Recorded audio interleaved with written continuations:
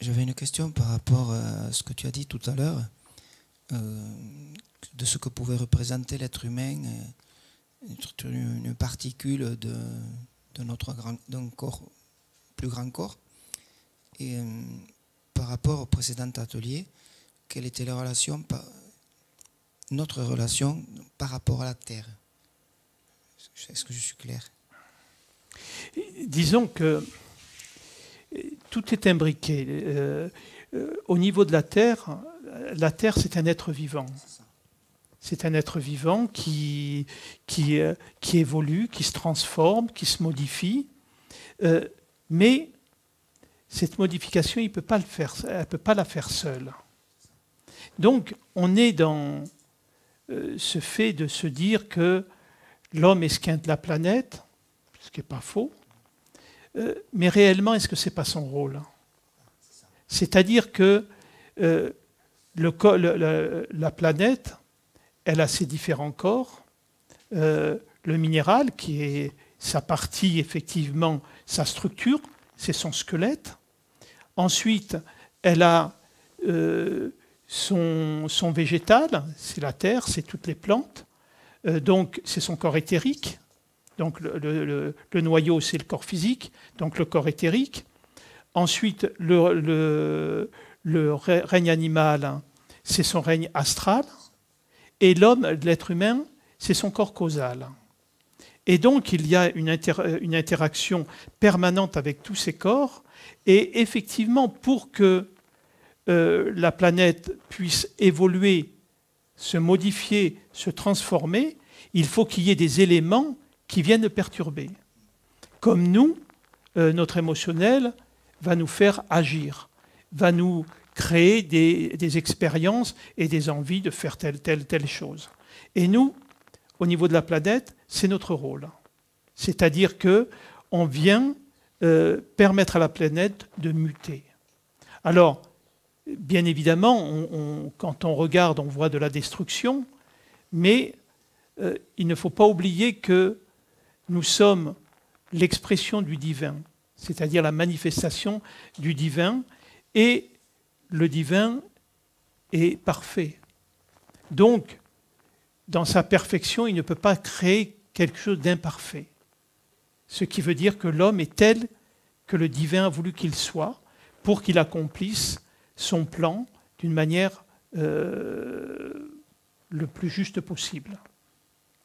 Donc, ce qui veut dire que nous sommes complètement liés et il y a cette interdépendance permanente et complète.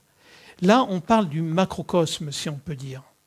Mais on peut revenir dans le microcosme aussi. Et donc, ce qui est intéressant, c'est de voir dans le microcosme, qu'est-ce que nous sommes véritablement?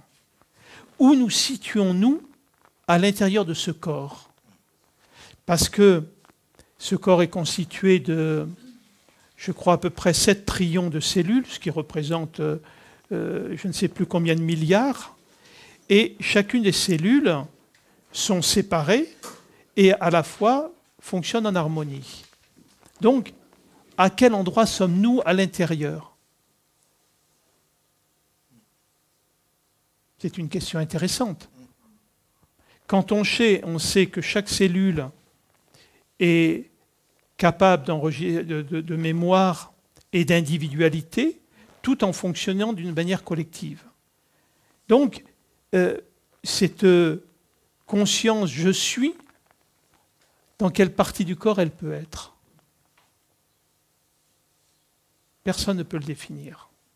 On pourrait, pour certains, même dire qu'elle n'est pas localisée et qu'en fait, elle animerait toutes les formes dans leur singularité d'une manière, d'une manière permanente et immédiate. Donc, tout ça, c'est pour réussir à sortir d'une vision individualiste de notre nature. Parce que notre corps, qui est fait que de cellules, comment se fait-il que des cellules tout d'un coup deviennent des cellules du foie et que toutes ces cellules vont fonctionner en harmonie parfaite. Et c'est vrai pour tous les autres organes. Si l'humanité pouvait fonctionner de cette manière-là, ça serait extraordinaire, mais apparemment, ce n'est pas sa fonction.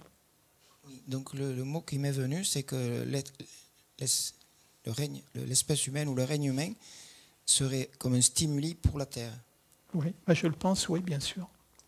Du coup, ça me renvoie à tout ce qui se passe dans les médias, et c'est de l'ordre de déculpabiliser. Oui, bien sûr. Parce qu'on ne peut pas faire autrement que ça. Exactement. Alors qu'on nous rabâche notre discours. Il y a quelque chose qui est quand même extraordinaire, parce que si on regarde pratiquement tous les êtres humains sur la planète sont totalement conscients qu'on va la tête dans le mur, qu'on détruit l'environnement, on détruit l'eau potable, on détruit le règne animal, etc. etc. Quelle que soit la personne, tout le monde en est conscient, même si on reporte la faute sur les autres. Mais tout le monde en est conscient. Et malgré tout, on ne peut pas s'en empêcher. Pourquoi? C'est tout simplement, ce n'est pas dans la fonction de l'être humain. L'être humain, de par sa nature individuelle, fonctionne pour sa propre satisfaction. C'est-à-dire que si l'être humain, dans ses actions, il ne ressent pas d'endomorphines qui vont le nourrir, qui vont lui amener du bien-être, etc., il tombe en dépression. Donc, il va faire des actions qui vont lui apporter de l'adrénaline et d'endomorphine, etc. Il ne peut pas s'en empêcher. C'est-à-dire que si, effectivement, vous êtes dans une nature très empathique et d'une nature plus tournée vers les autres, ce n'est pas un choix. C'est votre conditionnement qui est comme ça. Celui qui est tourné par sa propre satisfaction, il peut faire des efforts, il peut un petit peu améliorer, mais il va vivre sa nature quand même. Parce que c'est l'expérience que la conscience a choisie à travers cette forme. Donc, on peut, et on a tout à fait le droit de ne pas aimer quelqu'un, mais par contre, on n'a pas à le juger. Parce que on ne sait pas son histoire, on ne sait pas ce qu'il vient vivre, on ne sait pas ce qu'il vient faire vivre aux autres. Chacun a cette singularité-là. Donc, effectivement, on peut tout à fait se déculpabiliser. C'est-à-dire qu'on peut tout à fait voir que les hommes qui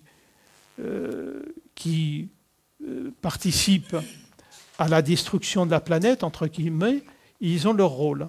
Par contre, à notre niveau, on peut vivre par rapport à notre conscience et faire ce qui nous semble juste.